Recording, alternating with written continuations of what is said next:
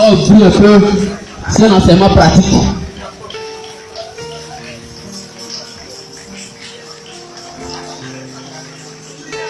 Le moment était long, parce que beaucoup de missionnaires murmurent. Ils murmurent, il y a encore des doutes dans leur cœur. Mais par ces témoignages, ceux qui vont quitter ici, eux murmurent encore vraiment. Et diront que peut-être c'est les véritables. On m'appelait ça, les sorciers.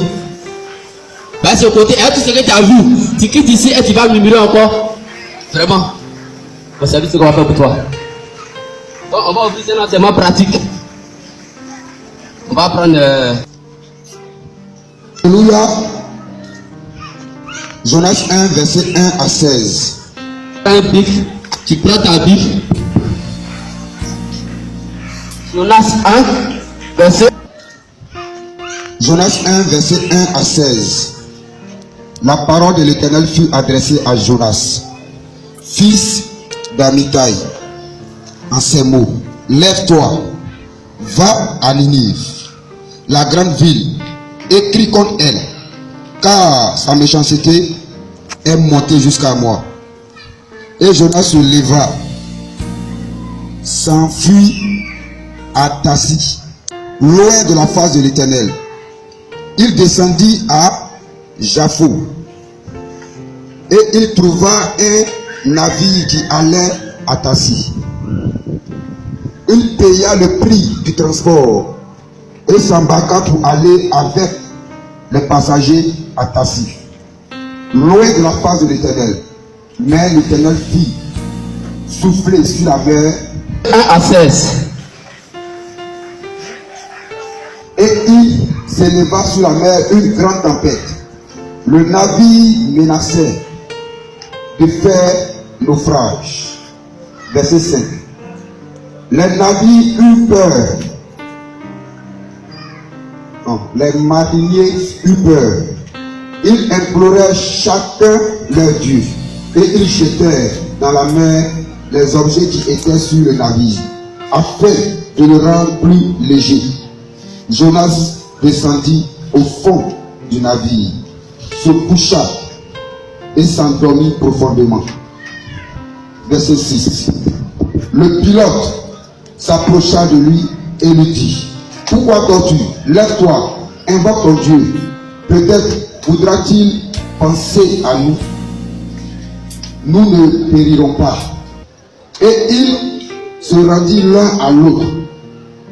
Venez et tirons au sort pour savoir qui nous attire ce malheur. Il tire au sort et le sort tomba sur Jonas. Alors il lui dit: dis-nous, qui nous attire ce malheur? Quelles sont tes affaires et d'où viens-tu? Quel est ton pays et de quel peuple es-tu? Verset 9. Il leur répondit: je suis hébreu et je crains l'Éternel, le Dieu des cieux, qui a fait la mer et la terre. Ces hommes eurent une grande frayeur et il lui dit: pourquoi as-tu fait cela? Car ces hommes savaient qu'ils fuyaient loin de la face de l'Éternel, parce qu'il le leur avait déclaré. Verset 11. Il lui dit: que te ferons-nous? Parce que la mer, pour que la mer se calme envers nous, car la mer était de plus en plus orageuse. Il lui répondit: prenez-moi et jetez-moi dans la mer, et la mer se calmera enfin envers vous, car je sais que c'est moi qui attire sur vous cette grande tempête. Verset 13. Ces hommes ramèrent pour gagner la terre, mais ils ne le purent, parce que la mer s'agitait toujours plus contre eux. Alors ils invoquèrent l'Éternel et dit: ô Éternel, ne nous fais pas périr à cause de la vie de cet homme, et ne nous change pas du sang innocent, car toi Éternel, tu fais ce que tu veux. Puis, ils prirent Jonas et le jetèrent dans la mer. Et la fureur de la mer s'apaisa.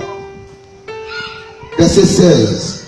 Ces hommes furent saisis d'une grande crainte de l'Éternel et ils offrirent un sacrifice à l'Éternel et il fit des vœux. Amen. Amen. Merci. Cette histoire, c'est un peu local. On voit des missionnaires qui se posent la question, mais cette mission vient d'où? Leur mission là, je ne comprends pas. Voilà ce qui se passe dedans. Leur mission, vraiment trop de murmures, on ne sait pas. Ici, là, regardez le cas de Jonas. Parmi les Hébreux, parmi 1000 Hébreux, Dieu dit toi, il te conduit une mission. Il refuse de faire la mission, Dieu le récupère. Pour vous dire, ça ne dépend pas de nous. Ça ne dépend pas de nous, de notre volonté. Dieu l'envoie en mission, il refuse catégoriquement. Et Dieu l'interpelle. Dieu l'interpelle. Pour dire, Jonas, je t'envoie en mission, tu fuis. Pour vous dire, quel que soit l'endroit où tu vas aller, quel que soit, Dieu se cache, il fuit. Il dit la mission, il fuit dedans. Je suis fatigué. Ils vont se cacher, quel que soit l'endroit où tu es, Dieu va te chercher, te ramener. Ça ne dépend pas de vous. Vous interpellez les choses. Dieu se cache. Tu peux te cacher, tu peux fuir la mission. Regardez le cas de Jonas. Parmi 1000 Hébreux, c'est lui seul Dieu choisit. Il dit va à Ninive, va conduire ma mission. Il refuse catégoriquement. Dieu le ramène à la raison. Amen. Cette image, c'est l'image des choses présentes. Tu étais dans ton lieu, quelque part, ils sont venus vers toi pour t'expliquer le spirituel. Tu te posais la question, tous sont tout quittés. Ils viennent d'où? Ces personnes viennent, ils font le baptême et tu refuses d'aller faire la mission. Amen. Tu refuses d'aller faire la mission. Tu penses que ça dépend d'un homme. Mais on arrive au stade, un autre niveau spirituel, où vraiment vous avez précisé que tu viens ou tu ne viens pas, Dieu va te choisir. Quel que soit l'endroit où tu es, il va te récupérer. Missionnaire, revenez à la raison. Revenez à la raison initiale. Parce que le moment est arrivé où le spirituel est devenu obligatoire, comme le cas de Jonas. Un cas obligatoire. Il est fatigué. Il dit, je ne veux plus faire de mission. Je suis fatigué. Dieu le ramène à la raison. Amen. Allons plus loin dans le verset 3. Plus rapidement. 1 à 4. Même Jonas, 1 à 4. Plus rapidement. Amen.